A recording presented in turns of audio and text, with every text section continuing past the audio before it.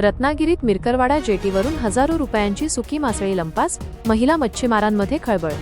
रत्नागिरी शहरातील मिरकरवाडा जेटी परिसरात सध्या सुकी मासळी चोरीच्या घटनांनी मच्छीमार महिलांमध्ये भीतीचे आणि चिंतेचे वातावरण निर्माण झाले आहे।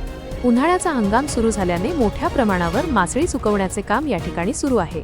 मात्र गेल्या 4 दिवसांपासून जेटीच्या बाजूला सुकवण्यासाठी घातलेली हजारो रुपये किमतीची मासळी रातोरात गायब होत असल्याने खळबळ उडाली आहे। नेमकी ही चोरी कोण करत आहे आणि चोरटा कुठला आहे असा प्रश्न आता या महिलांना पडला आहे। दररोज रात्रीच्या वेळी मासळी चोरीला जात असल्यामुळे महिला मच्छीमारांचे मोठे आर्थिक नुकसान होत आहे। या चोरीच्या प्रकारामागे गावातीलच कोणाचा तरी हात असावा असा संशय स्थानिक महिला व्यक्त करत आहेत। दररोज मेहनतीने सुकवायला घातलेली मासळी चोरीला जात असल्याने महिला आता त्रस्त झाल्या असून अखेर या प्रकरणी शहर पोलीस ठाण्यात तक्रार दाखल करण्याचा निर्णय त्यांनी घेतला आहे।